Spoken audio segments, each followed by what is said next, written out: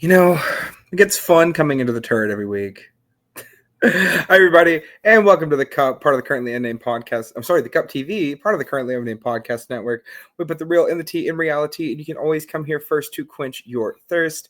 I am Brook, and I am passionate about pop culture. And today, I am also passionate about the fact that this season of the Traitors has been great, and I have enjoyed every single minute of it. And I know it's a controversial take to have on the internet this year, but you know what? Whatever. But I'm not alone in this turret. Who am I here with?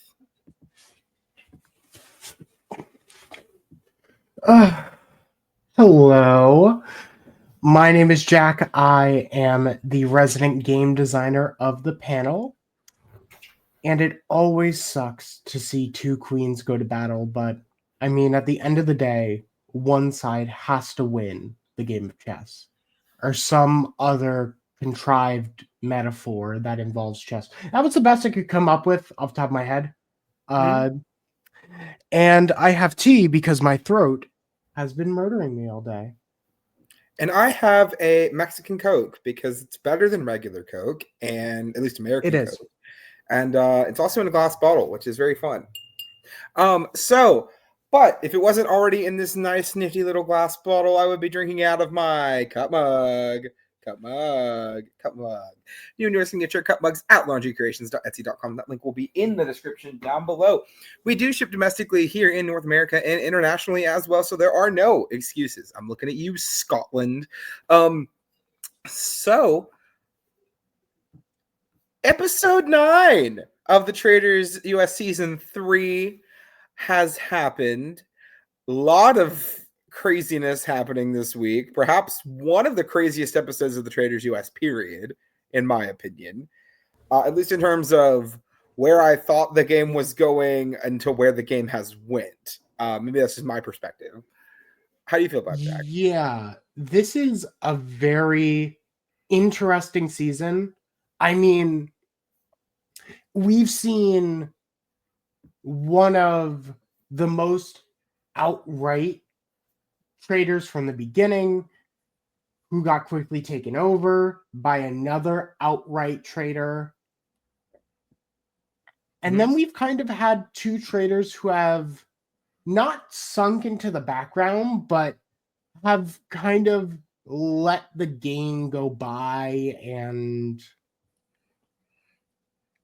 not really go at it and try and make big moves.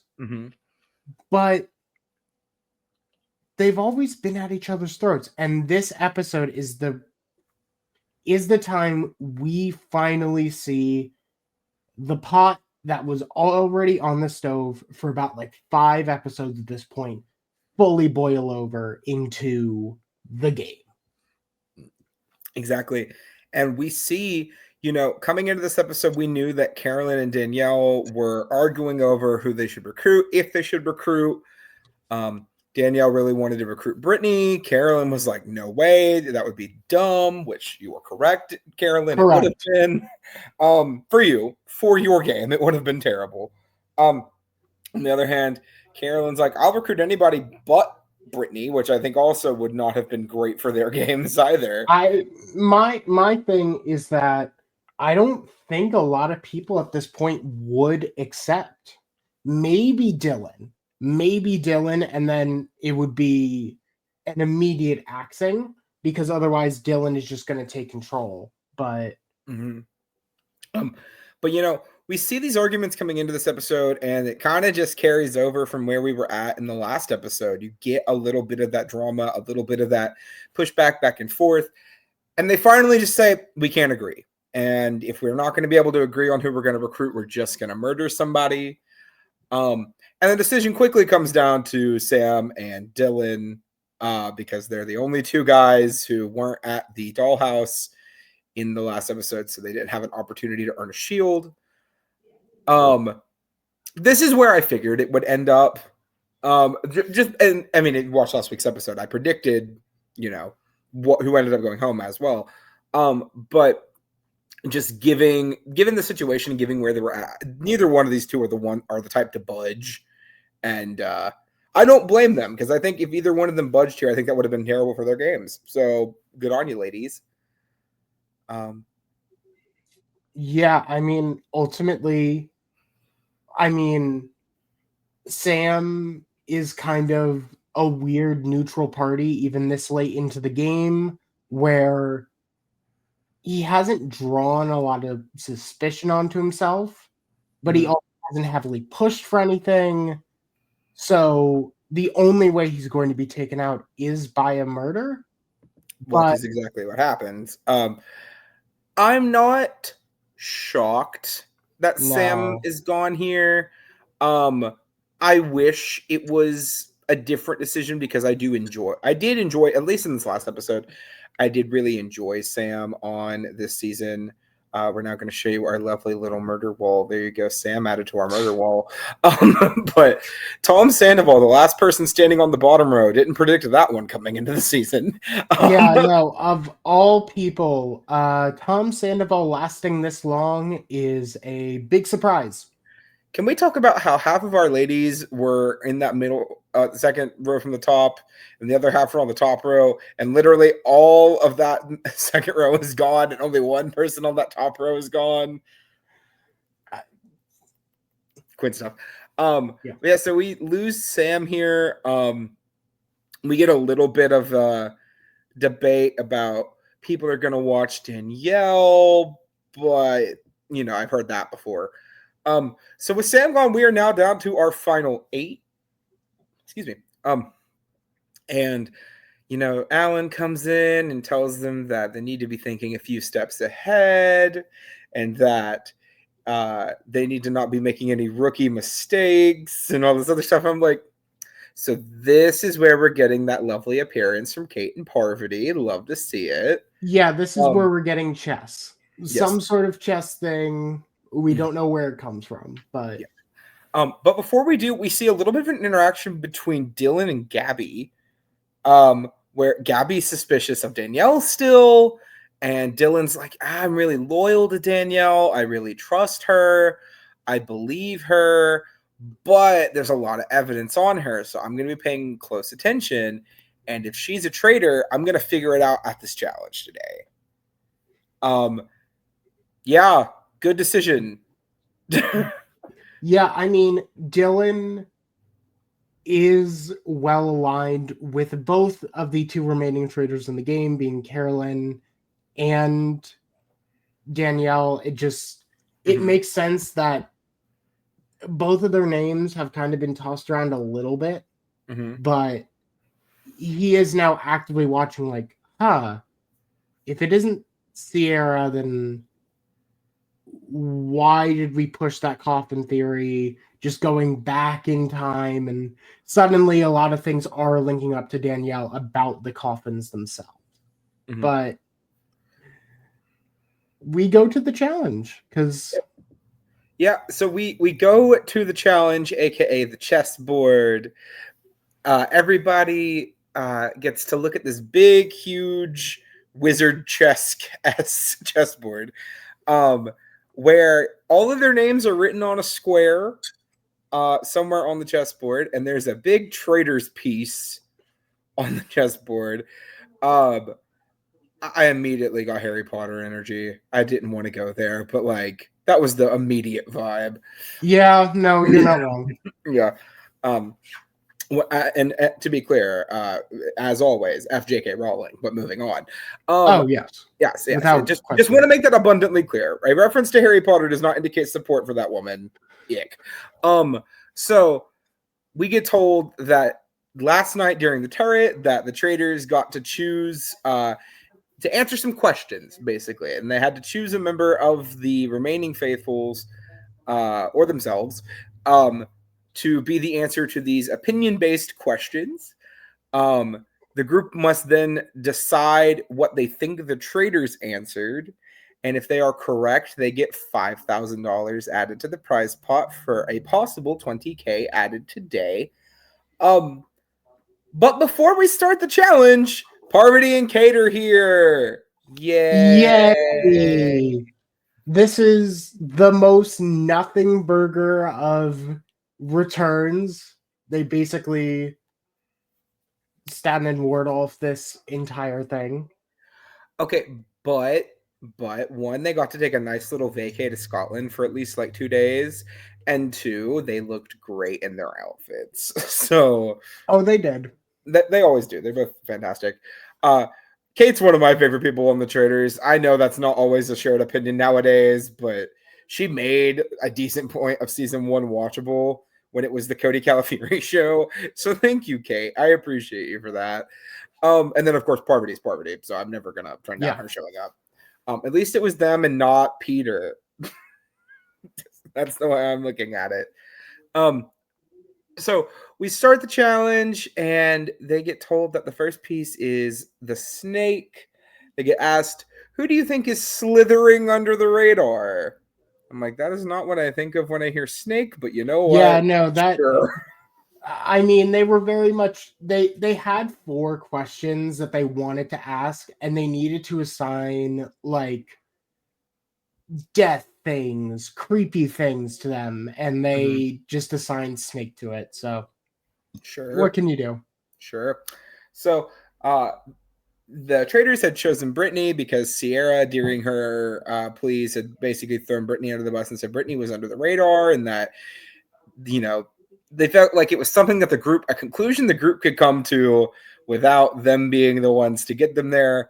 And they were correct. They chose Brittany, and they got an extra 5,000 for the prize pot. And then chaos ensues for the next few rounds. So our next, we get another question of who's the leader of the group. Comes up at one point, and the Traitors had picked Tom, but it was actually Dylan. Sorry, but the group picked Dylan. The Traitors picked Tom. And during that time period, Tom was like thinking it was probably him, and everybody else was kind of on Dylan. And then Carolyn goes, I don't know, I think it's Tom, when everyone else is on Dylan.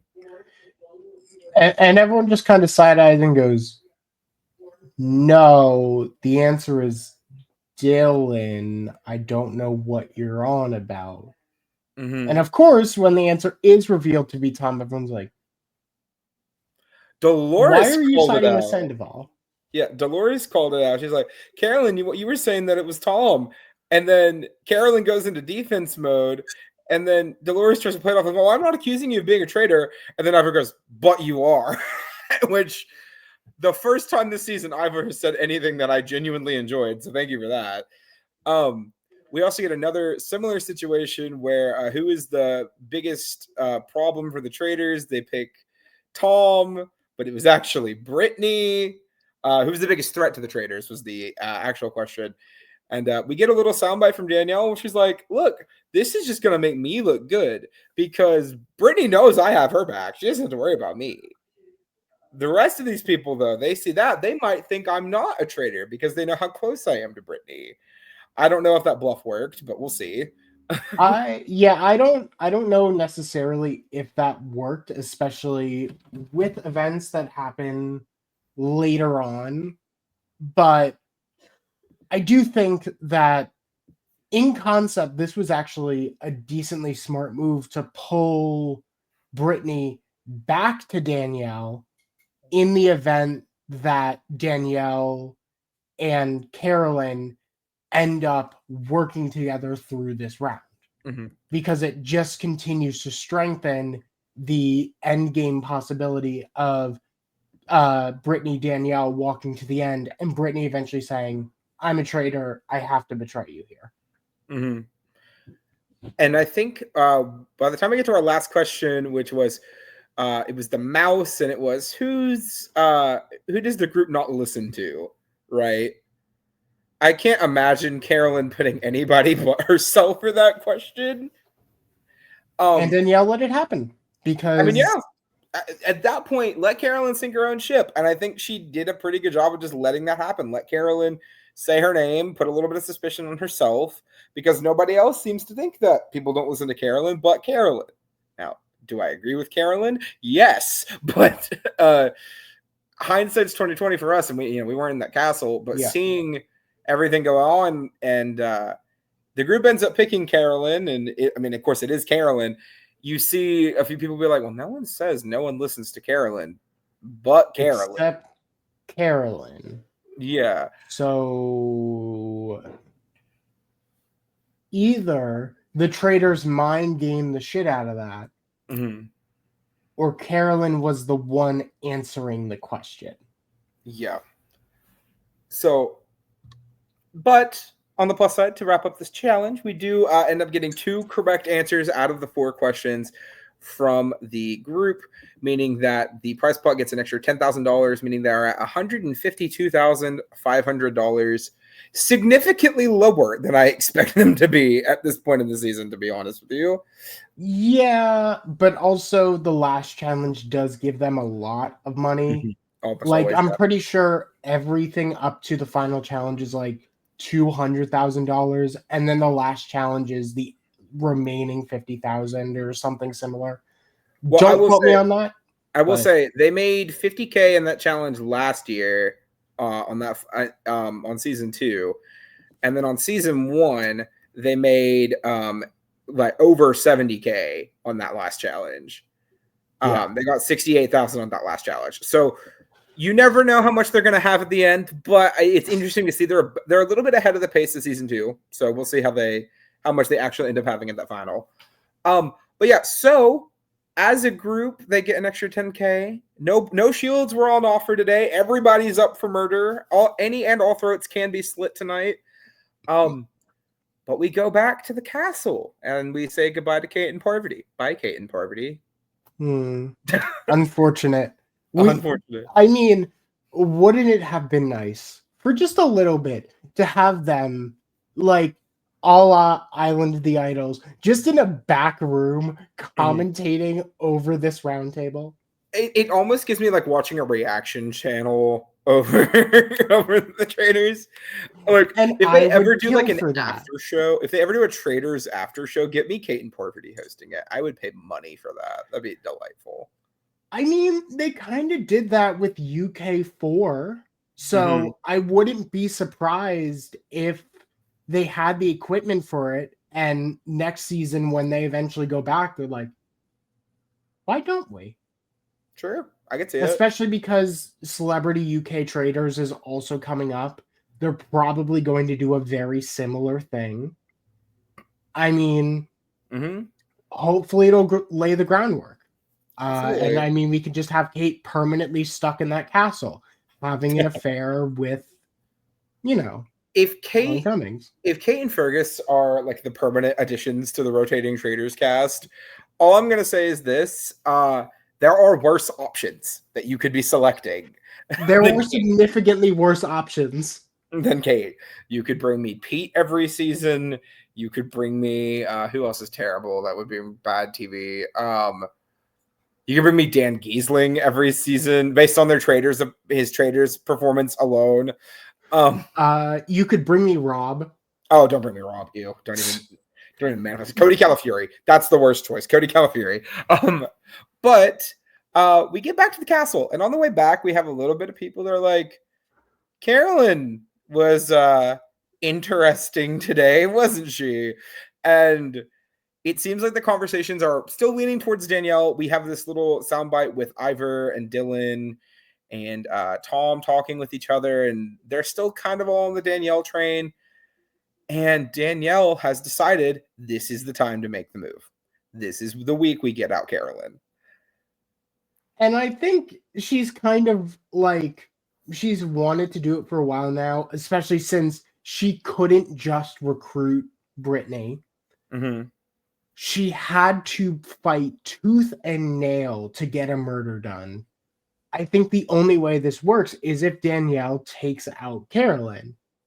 But also Carolyn has known this for a while, that she's had this sneaking suspicion that this is going to occur. But at the same time, she doesn't want to believe it. So yeah, it's very strange. It was really weird, especially considering, we've seen the past few weeks, it's always been like, I'm trying to get Carolyn and me into the end. I want us to make it to the end together. But I think last night, and maybe I could be wrong, and Danielle, if you ever happen to see this, you can feel free to correct me. I feel like Danielle was willing to go to the end with Carolyn if she felt Carolyn was willing to go to the end with her. And if she didn't, and if she had a reasonable pathway to get them both there. And I think she kind of saw the writing on the wall this week and figured if she couldn't get them traitor blood, it was going to be her. And I think she made a really smart move for herself, and she protected herself in her own game, and she prioritized what she had to do. So we get this cute little part where she's talking to Dolores, and Dolores is like, yeah, Carolyn, I don't get it. She was a little weird during the challenge today and all that other stuff. They go to have a conversation with Carolyn while she's talking with Dylan, and they get kind of like, can we have a minute? Which typically means I've got something to hide or something I don't want you to hear. And the two of them are sussed out by it, and Danielle figures this is the time to make the move. And here come all of the pieces all at once. Danielle is going across the castle to pretty much anybody that's gotten here and being like, look, I'm not trying to say she's a traitor, but you have to admit there was some traitorous actions and a little bit of evidence that came out of this today that warrants us talking about it.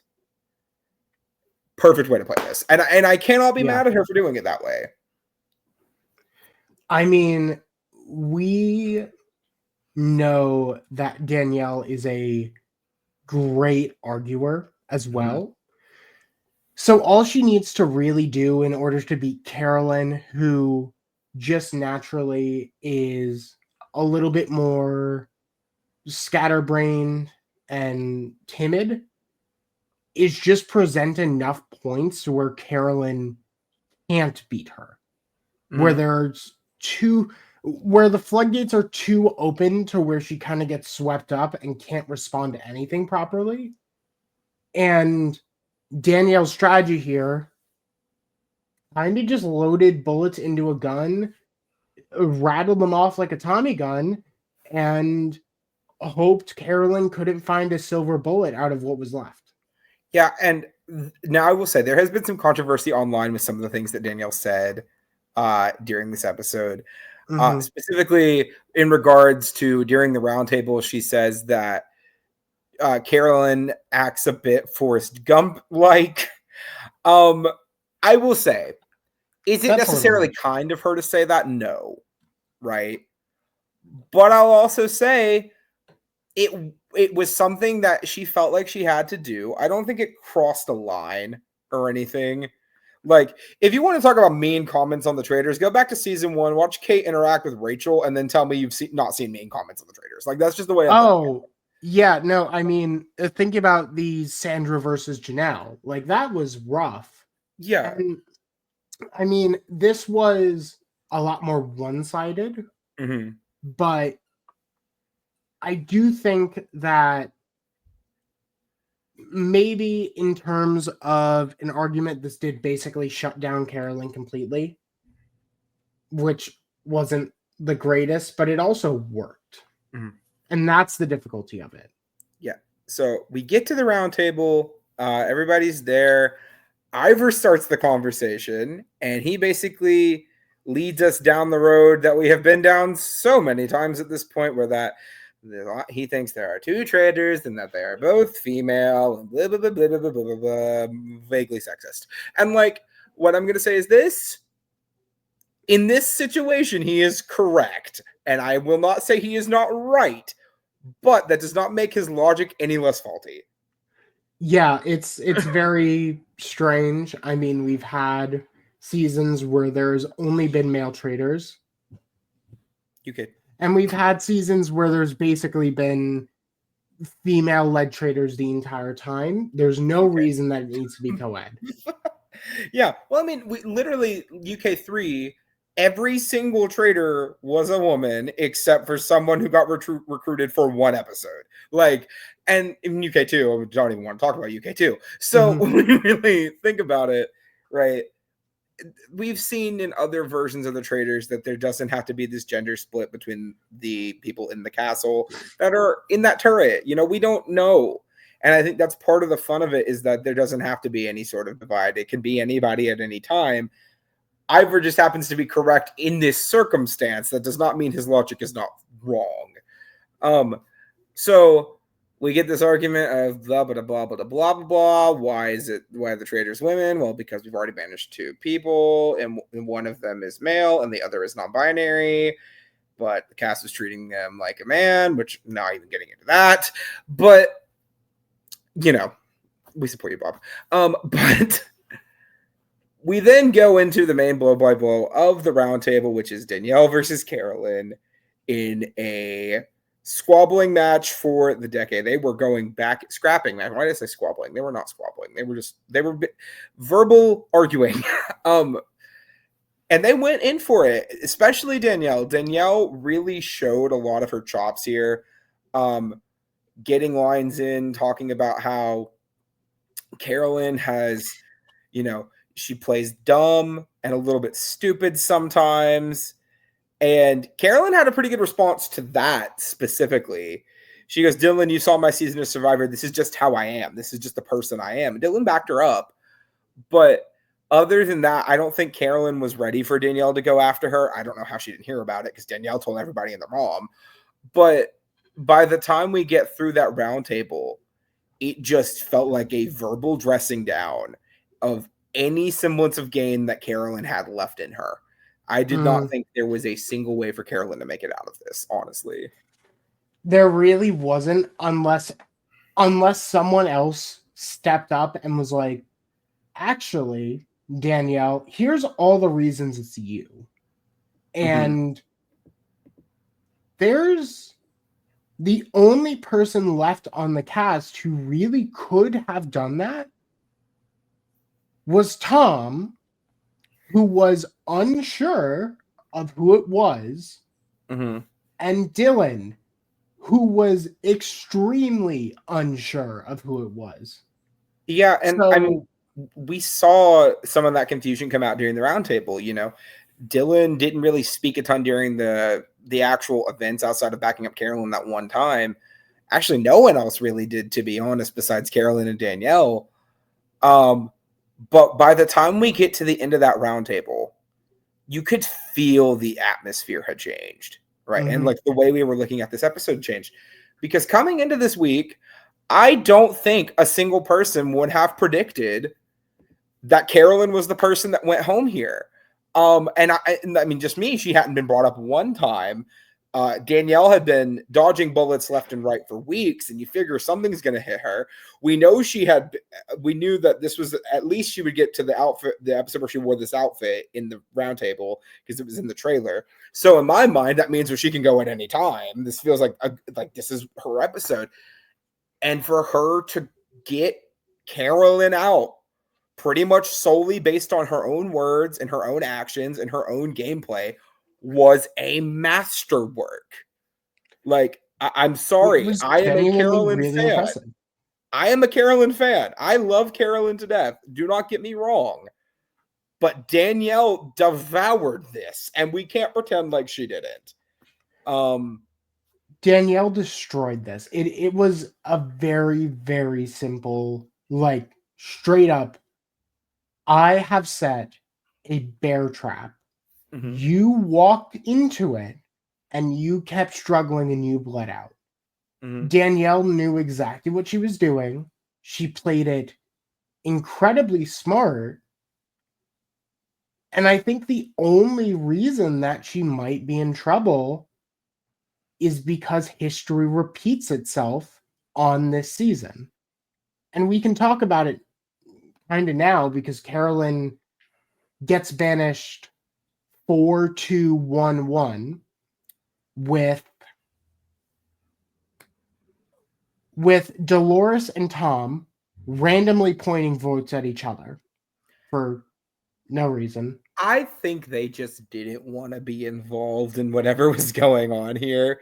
I don't think so either. I think for me, especially with Dolores, and this is something we've seen with her this season, I think Dolores just kind of wants to be the person that can lay low, not get called out, not get suspicion on her. And I think Tom, and I mean, again, I'm not trying to defend Tom Sandoval as a person, but as a player on the season, he's done a very good job at minimizing his target level. I think here he was just like, you know what? Why am I going to get involved in this? What do I have to gain from this? I could throw a vote at Dolores. She's not going to go home. I can keep her name out there and relevant because it's somebody that could go before me. And then you know, and I think it was a great decision for Tom specifically.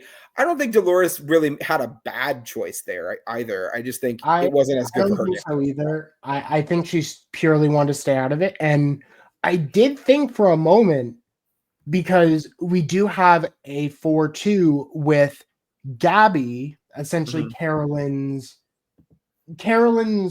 final two to Danielle and Brittany.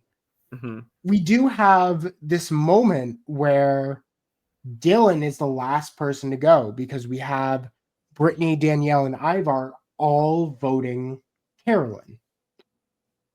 And it all relies on Dylan not flipping. So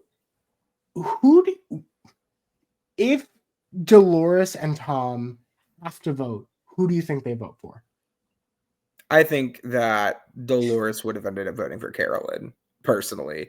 Just based off of the fact that I think the only reason she didn't want to get involved in all of it was because she didn't want to be one of those people that, like, let's say she voted out Carolyn and Carolyn's not a traitor. I think she would have wanted to be away from that. Tom, I have no idea who Tom would have voted for here. My honest guess is I think this could honestly be one of the just like a full split. I could honestly see this going 3-3-1-1 and then 3-3, or Dylan flips during the last round, because I can see Tom backing up Carolyn because he kind of did throughout the episode, but he also kind of didn't. Dolores, I do think, ends up voting Carolyn. I think no matter what, even if Dylan doesn't flip initially, he probably ends up voting Carolyn out anyway. Yeah. So Carolyn is, once again, as we've said, Carolyn does end up going home here. Very emotional traitor reveal. Probably one of the most emotional traitor reveals we've had on the show. I think Carolyn played a fantastic game, though. Carolyn, I want to say something that I am not normally the type to admit when I'm wrong on this podcast when it comes to cast assessments, because most of the time it's just a guess anyway.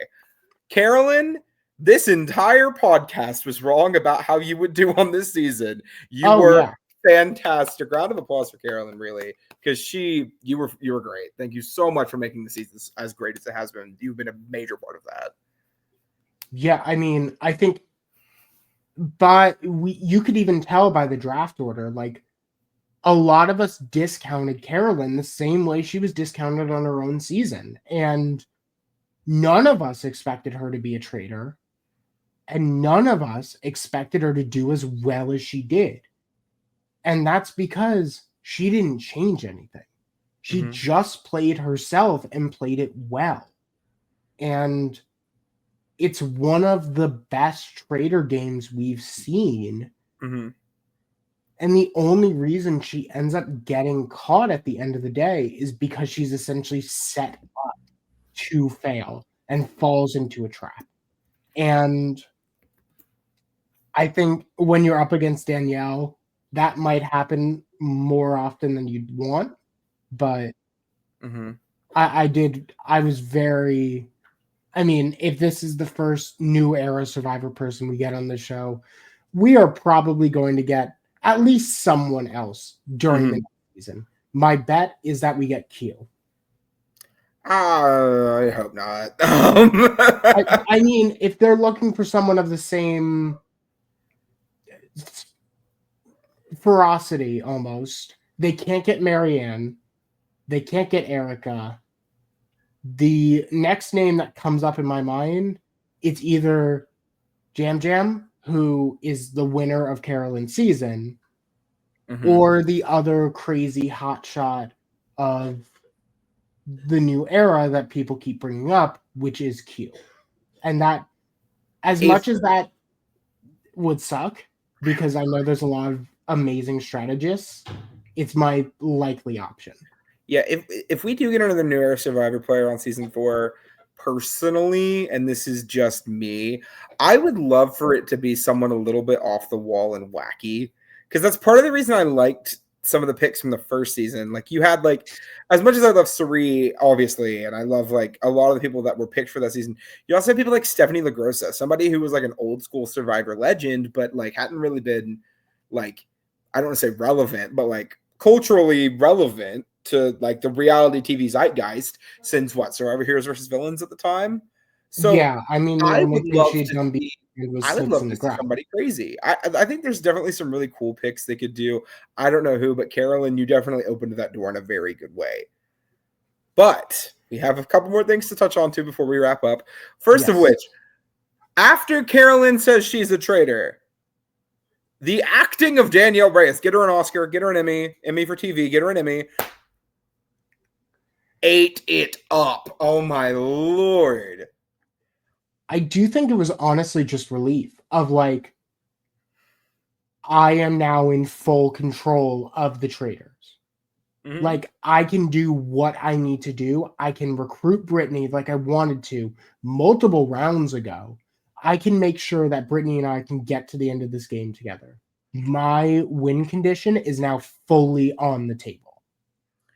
We see, like, and even then, I'm going to say, I don't know how much of it was real and how much of it was fake. But we seen people go, oh, Danielle's overacting, Danielle's whatever. This was perfect. And I think a lot of people owe Danielle Reyes an apology for how they've been talking about how she's been playing this game. People have been saying she's been playing messy, she's been playing badly, poorly, whatever. She is the last traitor standing for a reason, okay? She has talked about it online. She says if she played the same game that she played on Big Brother, people would immediately think that she's a traitor. She had to play differently given the context of the game, and I think she's done a fantastic job of that. So good job, Danielle. And I mean, I think everyone there bought it. I'll be honest, I don't think she's in major danger next week. I think she could go home and it wouldn't shock me. I do personally think there's Gabby's neck is one on the chopping block next week. Personally. I think, I mean, we do get directly after the roundtable, we get Gabby pulling people aside and saying, that felt very Rob on Bob to me. Like, she directly calls out that this is a traitor directly going after another traitor. Mm-hmm. And I do think there is probably a good chance that we potentially see Danielle going home next week, because I unfortunately I think there is a lot of weight on her, and especially towards the end game, people get rid of anyone with any sort of weight on them.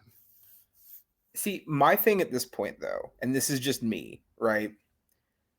If I have the opportunity, right, because Gabby was the only person who didn't vote for Carolyn out of the people who, between Carolyn and Danielle, right? She's the only person who sided with Carolyn in this fight. And I think that's going to cost Gabby a lot because it cost Sierra. We saw Ion when she voted for Tony, she got killed, and they pinned the blame when she voted for Tony. That she got killed, and they pinned the blame on Tony. Right? We've seen these votes matter a lot more in the strategy this season. And I think because Gabby didn't work with go with the group here, I think we might see Danielle or whoever pull that in and be like, well, maybe it is Gabby because Gabby voted for Danielle to go home instead of Carolyn. And if Carolyn was a traitor, maybe Gabby's a traitor because she's been working so closely with Carolyn the entire season.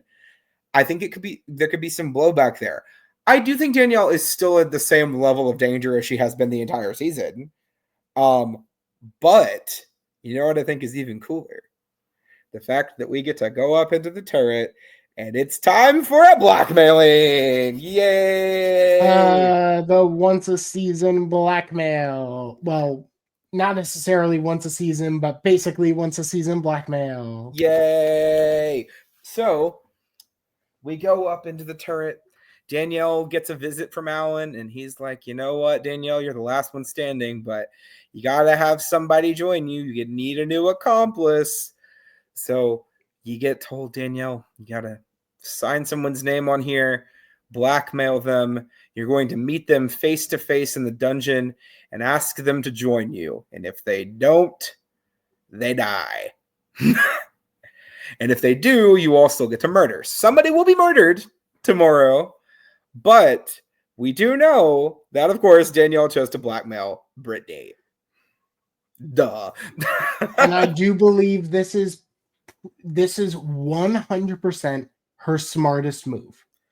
Oh, absolutely. I mean, realistically, out of everyone left, recruiting Tom is a horrible idea because he tries to take control of it. The only thing that would allow you to do is realistically out Tom immediately, which could be good, probably not enough, because it is noted that they blackmail and murder.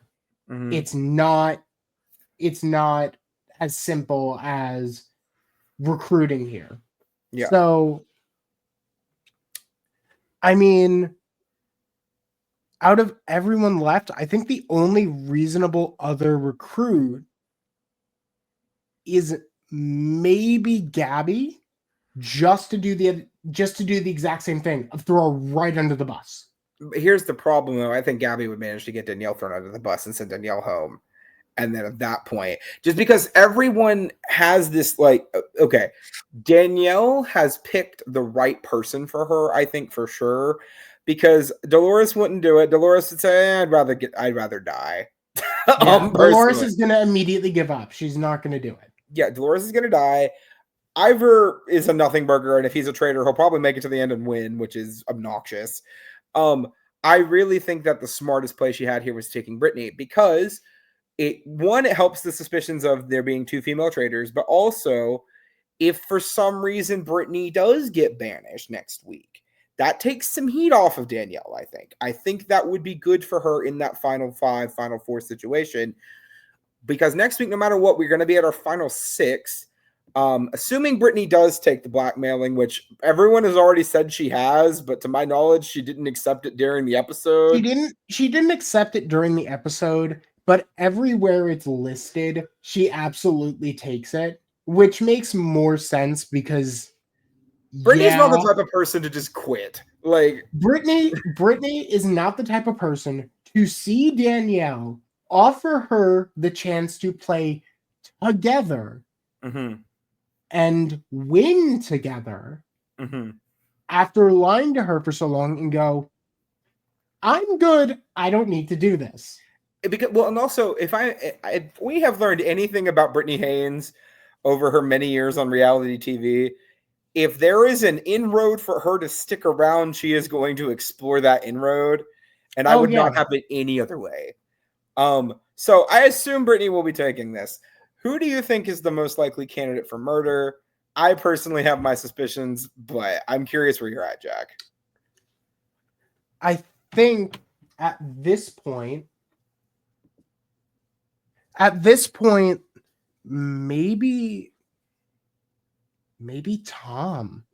The reason I say Tom in particular is because it kind of killing Ivor off about the two female traitor theory gives too much credence to it. Killing Dolores does nothing. Killing Dylan only makes Gabby potentially more suspicious because Dylan directly backed Carolyn up. Killing Gabby makes Danielle more suspicious because Gabby voted to keep Carolyn. So I think the only real option is Tom. But I could be probably convinced of some other theory. See, for me, I think the only real option this week is Ivor. And that's just where I'm at with it. I think you have to kill a man. You cannot have these gender numbers be evened out. You need to have the 4-2 advantage with the women. So that way you have people that you could reasonably hide behind as a traitor if you're Danielle and now Brittany, I'm assuming. So if it is the two of them there and they have, Dolores and Gabby as, potential further targets, I think they're definitely going to be able to maybe shift some things more towards Gabby than they would be to Dolores. I think Dolores is going to be that faithful that goes to the end and is just bamboozled by whoever's there. Killing Ivor is actually kind of a brilliant move to me right now because you can't kill Dylan, unfortunately. I think it would be optimal. You just can't. You can't right now. Next week, fair play. Next week, or honestly, I could see him being banished during the final couple of roundtables because he's had too close a relationship with so many traitors that people can't trust if he got turned at any point. Exactly. But I think killing Dylan it's not going to work this week. And I think Tom has loud and wrong faithful energy, right? At this point, I think you kill Ivor, right?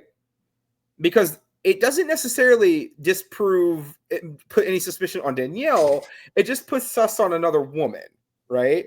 So you kill Ivor, and now Tom is going to be, interesting. So there's another female traitor. Well, I've had my suspicions about Dolores this entire game. And then everyone's going to go down. Tom is going to try to lead everyone down the Dolores rabbit hole.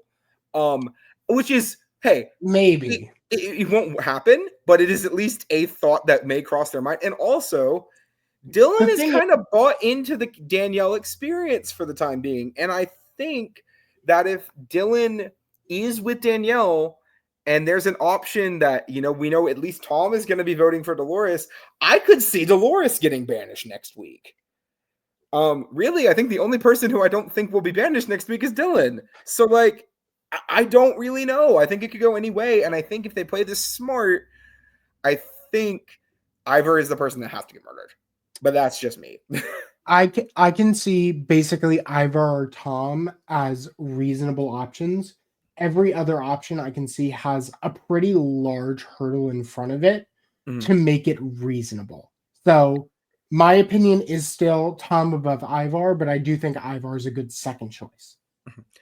Well, personally, I agree with you in principle that I think Tom is definitely in that top two. I would personally just prefer Ivor, but you never know. Yeah, I mean, I would honestly at this point I would prefer Ivor only because I cannot believe I'm saying that I prefer Tom Sandoval stay on a fucking screen. Tom Sandoval's been good TV. I'll be honest. Tom Sandoval has been good TV, and he has also been wrong. And if he is wrong, and if he loses because he's loud and wrong, that is funnier. I'm going to be 100% honest. And I did not think these words would ever cross my lips, but I think I have to be real here. You don't have to say it. You do not have to cross that bridge that you I think I might have to. You do not. No. Tom Sandoval's been really good on this season. He has, Jack. We got to admit it. He has been entertaining. He's been good on this season. I thought you were going to say you liked Tom Sandoval. Oh, I never would say that. I was going to block you on the spot and leave. So good. This isn't the circle, Jack. I thought you were crossing a different bridge. Thank God. He's been great on the season. I have been a fan of how he's behaved on this season. I think it's been fantastic and fun. I don't think he's realized that jokes are being made at his expense so often. But that's okay. That's okay. That's okay because it's Sandoval. Correct. So before we wrap up here tonight, we do have a quick little update to our draft. So Jack, we thought you were winning this draft, and after this week, no, I have been sunk. Yeah, my only two options left are Gabby and Ivar, and if either of them somehow win, I am going to be very confused. I think Gabby could win. I think Gabby has faithful win equity because she is getting more of an edit as we go on. But Ivar ain't winning crap. I'll tell you that right now. Ivar gets potentially dragged to the end as there is no way you are a traitor bait. Speaking of traitors, I finally have a traitor. After 9 episodes, I finally, unless Brittany completely blanks us, I doubt, I finally have a traitor. No. Finally have a traitor on my team. I also have the most people left in the draft. I'm the only person with 3 left, and I think I think that I'm still going to have 3 left after the merger next week. So I do believe that probably, if I had to take a guess at what happens next week, it is going to be a Tom murder and then either a Danielle or Gabby banish. But I could not tell you which. if I'm being 100% honest with you, Jack, I think you're going to be out of the draft next week. I think it's going to be I would also not be surprised. Yeah, I think we have been set up all season for a Danielle and Brittany win together arc, and I personally, as a big fan of both of them, would be thrilled. So at this point, Lana is down to just Danielle and Dylan, which, I mean, 2 very good picks to have this late in the season, I will admit. I am down to Brittany, Tom, and Dolores, which I don't have very much faith in 2 of them, but I do have Brittany. And then, of course, Jack, you have Gabby and Ivar. So we'll see who is going to come out on top very shortly, because we only have 2 episodes left of this season of the Traitors before the reunion, of course. 2 episodes plus reunion that gets released on the same day. Correct. Which personally, I'll be honest, the reunion was the best part of Traitor Season 2 besides Phaedra. So yeah, I was very entertained. This is going to be very interesting because from what we've seen online, from potentially some of the other castmates, they are not the happiest with how Danielle has played this entire game. So I do expect some fireworks during the reunion. Yeah, I do too. I think it's really going to be interesting to see in the reunion, but we do got a little bit of a ways to get before we get there. We do got 2 more episodes coming at you. Next week, we're going to be at the final 6. It's interesting because I don't think we've ever went into the end game with just 4. I don't know if we're going to have a final roundtable, or if it's just going to be, 4 people are at the end, and we just skip that final roundtable and we just go straight into the flames at the end. My honest guess is that there's going to be some sort of weird blockade that the Traitors can't murder after this upcoming roundtable, or something weird. Well, we did forgot to mention one very important thing, which is that the Seer twist from Traitors UK is making an appearance. Yeah, fuck me, that. I'm not happy about that. I mean, it makes sense, unfortunately. Well, we do need to talk about the elephant in the room with the way that was edited, because if that was not a bait and that was the actual person who got the Seer, that arm was very clearly Tom Sandoval.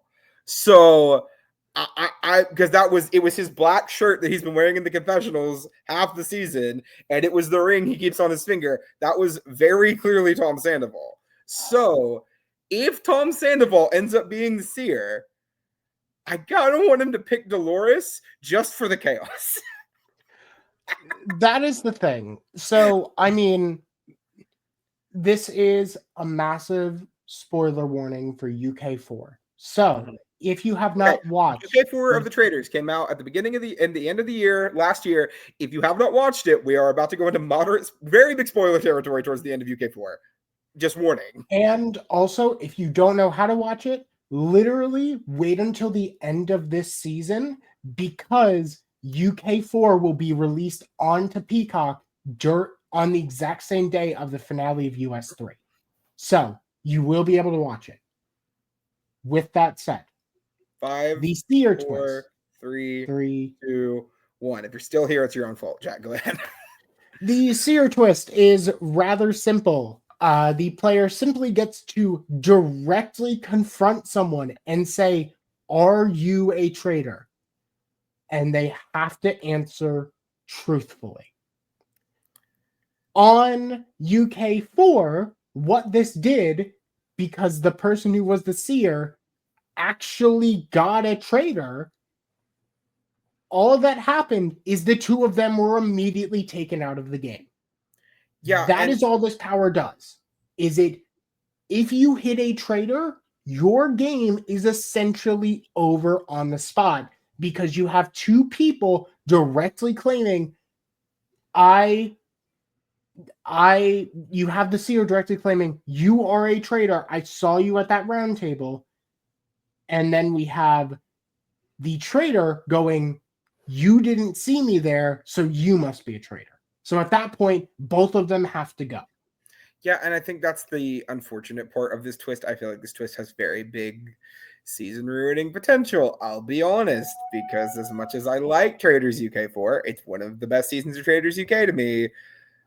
That season really threw off the feng shui for me. Mm-hmm. The ending of that really just threw it off. So I'm hoping this time around we're gonna get something a little bit different. I would love for a traitor to win this power. I would love for that to happen.